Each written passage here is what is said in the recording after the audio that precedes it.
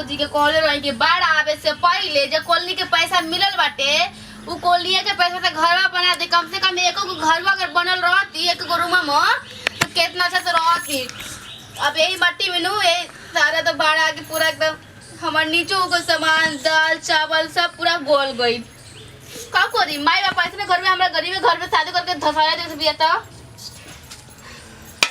हमर चुलबो अभी तक नहीं खे सूखल। बतावा ना बाढ़ के अनुसार ना देखा तो सगरो मई सामान जितना रहे सब छुतिर बितिर लेखा हो गल बाटे। एगो तो यहू के कहे नहीं किए जी अबर में तनी मोट पैसा भेजब तनी ईटवा उटवा गिरा के एको को छोटा रूम बना लेती तनी इतना मट्टी उट्टी से परेशान हम रहता नहीं। ये ना उन्हें के दवाल गिर गए फिर ये ना के दवाल गिर गए। अगर मान लगे आदमी सुतल रही तो अगर गाँव के दीवालों गिर जाता है तो आदमी पे का पड़ी चोट न लागी। मई तो पीड़वा टूट गए उन्हें चिलोइया सब कटल बाटे बाप तेरी के।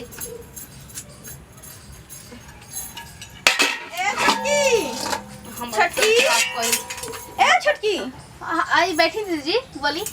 अब बहुत अधिक घर अगर निपले वाली का बात बा? लिपने वाली 3 दिन से तो लिपता ही बानी लेकिन का कही दीदी जी कितना न पानी भगवान जी पड़त आन कि सुनो ना देखो हम तो भूल गइली कल गइल ना मार्केट उनका के ना बोली हल्दी खत्म हो गइल बा दाल चढ़ले वाली हल्दी दो ना। अच्छा हल्दी खाती दीदी। हां बैठने दीदी एक तो कितना दिन पे आयल बानी। अरे कहां बैठी तू बतावा ना। अरे का कहिए दीदी जी हम तो ऐसे कुछ घर से परेशान बानी कि घर में एकदम पूरा जब पानी भगवान जी बरसे नु तो पूरा हम घरे में अंगना में पानी ये छोटी जगह माटी काहे ना भरवा ले बोलू हैं माटी भरवा तो जानते बानी कि कितना महीना में कमालन से बाली खाली 300 रुपया के डेली कमालन तो खाए में ओकरा में हम घर चलाए के एक अथी का करबो में से कम बेस बचा के अपना घर अथी कर घर के बनावे की व्यवस्था लगावो। दूसरे में परेशान बानी घर से और बूढ़ो से हम परेशान बनी है दीदी। बूढ़ो से काहे परेशान बड़ा बूढ़ो का कह देलक तोरा के से बूढ़ो के से परेशान कर पूछा नहीं कि थोड़ा जाना तनी दीदी जी तनी और नजदीक आई नो। हां बोला जाना तनी उनका के खाना बना के टाइम पे दियो देवे नी तो ये दिन में ठोसे ला उनका दिन में नु 3 से 4 बार खाना चाहिए और कुछ न ऊपर से सलाद अचार सब देता नहीं तब कहलन कि हमरा पेट नहीं के भरत तो का खयन बुढ़ऊ बतावा। अब बुढ़ारी हो गई बुढ़ारी के शरीर भइल बाटे तो जितना खाना मिले तो उतना खा। तो बुढ़ऊ ना आज से ना बुढ़ऊ के शुरू से आदत बा बुढ़ऊ के ठीक बा ना। जाना तनी तन बेटी पुतो के घर ह तक बड़ घर के आदत है ई ह कि तो लोग आवे तन खोक बोल के आवेला ऐसा नु इनकर आदत दिन पर दिन बिगड़ जाता कि हम सुतला हो रहे ने नु तो कमाए ना डॉक्टर का आवेला सीधे घुस जालन कि का करत है काना से। ये बाकी बुढ़ऊ बहुत बुढ़ऊ के आदत खराब बा। जब हम झाड़ू लगावत रहे तब पीछे से देख बेटी पुत के घर में बाकी ऐसे ना घुसे के चाहिए बुढ़ऊ के खो खा के घुसे के चाहिए बुढ़ऊ के बताई। लेकिन का कहिए दे दीजिए बाढ़ जब आयल नु तो हमर पूरा घरे डूब गई पूरा सब नीचे का सामान सब गल गेल दीदी चावल दाल छोटकी हम तो देख के घर के तोहर हालत हमर दिमाग में क्षति हो गई दीदी जी साल भर कैसे भूखे मरे के पड़े पूरा चावले गल गई पानी के अनुसार का करी। ई तो अब हमरा नैहर से ना फोन करके मंगावे के पड़ी दाल चावल सब का करिए मंगाई है नैहर से फोन करके आ देख अभी निपलू है सब। हाँ दीदी अब है निपलिया का करम अकेले तो बानी और के बाटे हमरा संगे काम करे वाली बताई रहुए केहू रहती छोट के तो नहीं हो तो हाथ बटा देती काम करे में। तो काहे देव के शादी करत रहू देव तो भर वाला शादी करे वाला करी अभी देवर पढ़ लिख कलेक्टर बनियन तब नु ऐसे कहले ना भौजी हम लड़की से शादी अच्छा ना पढ़ लिख के कलेक्टर बन के ना देव को बोलो कि 4 तला मकान ठोक लियन तब शादी करी हम ठीक बा ना। अभी तरह है के साधन है ना बाप पढ़ लिख के पढ़ाई में क्या पैसा लगाता तो जाता नहीं का बुढ़ऊ के चल तनी कोली के पैसा मिलल बाटे बुढ़ऊ के लेकिन अपना एक खाता में नु जमा केले बाड़न कहनी है कि बाबूजी निकाल के तनी बहुत बेईमान है बुढ़ऊ बहुत बेईमान है बुढ़ऊ। अरे कंजूस आदमी है वन शुरू से जब से हम घर में आए बनी कंजूसाई करी तो कोई बेटी पुतो रहेला आ और कोई के मती बेटी पुतो घर में अथी करी 3 टाइम खाना ऊपर से घूम फिर के आवता बुढ़ऊ खाता और ऊपर से इतना अन्याय भी करके बुढ़ऊ रख लेबा आ जा दिए दे दीजिए हमर जिंदगी है बाटे जाए छोटकी हमर दाल जर जाए दूध जल से हल्दी अच्छा आज तरह से बतिया के चक्कर में हम रह गई नी दे तनी कोन तो रख ले बने और तनी घर में से लेके देखो टांगले बनी ही जावा बड़ा दुख जिंदगी में हमारे हमरे ठीक हो भगवान जी 3 का कहता दीदी जी। हां दा छोटकी दे बताने ए दीदी जी हाँ। जे हम बात कहनी है कि चावल दाल पूरा घर गेल टोला महला में कहिया मत तब जाना ताड़ में टोला महला कैसन बा दीदी लोग हंसेला कि करब न घर वाले चावल दाल मंगावे के ए छोटकी हम खाना में हल्दी डाल के आवत नहीं, दाल में आराम से बैठ के बतियाम सबके खिलावला के भेज देता ड्यूटी वाला आदमी लोग बारन, ठीक बा ना? सारा बात हम तो नेट लही बाटल ही नेट में लेके चल जाए। इतना गंदा मत दो, लाबा न कर काम जे हो से कर अति रख ले तनी दे जाम पानी के दीदी हमरो तो खाना बनावे कि न हां तू बनैबू अभी तक न, तू तो अभी कामे करत है। ठीक बट लेके जाता ठीक है तुम आवत नहीं धके। ठीक ठीक बा।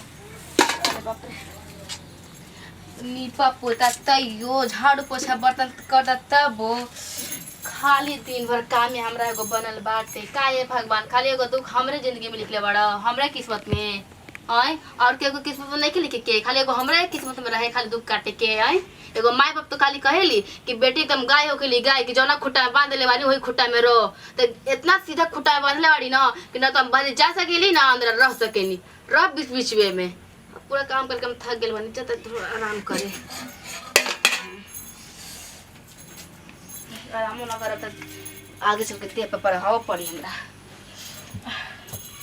तक की बात बाटे सारा चीज तो गोल गई ई पानी के चलते जाए शाम के फिर जाके हम तब काम करब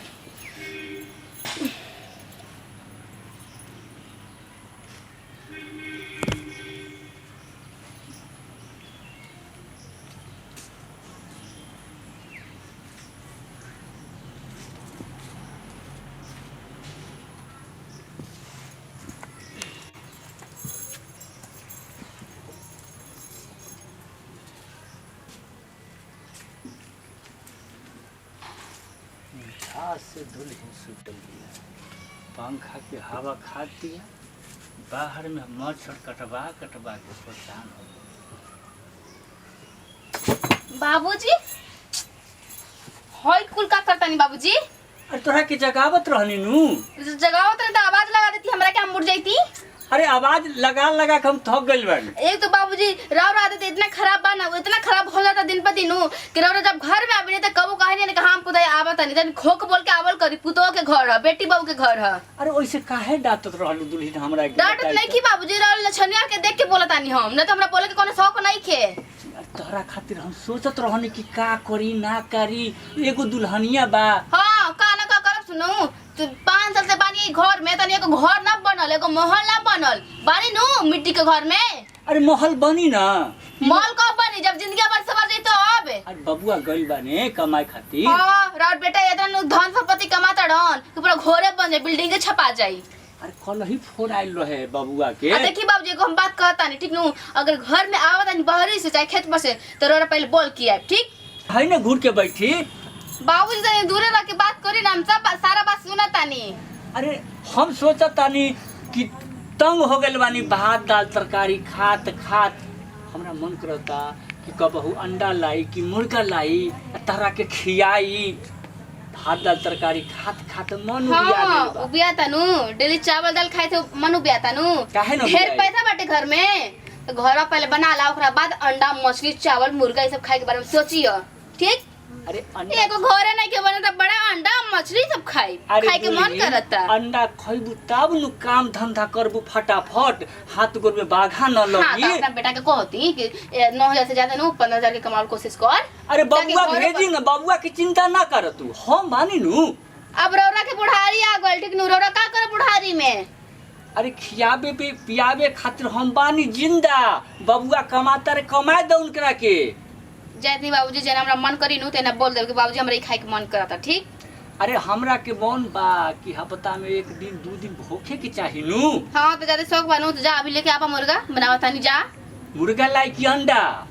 ना मुर्गा लेके आबा। ठीक बा हम मुर्गा लेके आब लेकिन तहरा। बाबूजी एगो आदत कहतानी जबले हमरा घर में आइए तो बोल करियो ठीक। अरे बाबूनी हम दूसरा के घर में आवतानी का? बाबूजी घर में नहीं आबा। बाबूजी हां बबुआ। अरे यहाँ का करतानी है? अरे खेत ना जोताई? दुल्हनिया से बतियात रहनी है दुल्हनिया से बतियात रहनी खाए पिए के खातिर जे कमी बात तो नहीं खे। दुल्हनिया से काहे खातिर बतियावता रहे?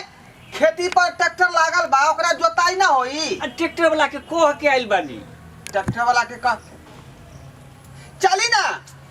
अरे सुनी देवर जी सर अपना बाबूजी के समझा दी ठीक। कम नो बेटी पुतोह के घर है तनी खोक बोल के आवल करन। इनका दिन पे दिन नु आदत बिगड़ल जाता। हम कहे के नहीं खिंचात लेकिन हद से ज्यादा होगा तो हम बोला तानी। का भइल भौजी? का भइल? कोनो दिक्कत बा का? घर में कैसे सुतल बानी ना सुतल बानी, घर में का करतन का ना से, लेकिन बाबूजी की आदत है कि बोले के आवे के ना चाहिए। बताई ई तो ठीक है बाबूजी। हाँ बबुआ, हद से पार होकर तुम कहतानी। अरे सुने के बात सही कहतानी बाबूनी, सही कहतानी दुल्हीन, लेकिन एगो बात के हमरा दिमाग में अरे राउर के बूझे के चाहिए कि पुतहुआ बारी घर में त खोखी के कास के को के आवे के चाहिए कि ना। अरे हमरा दामा नहीं ना भइल बानी। बाबूजी माथा खराब मत करी। चलिए हम चली चली।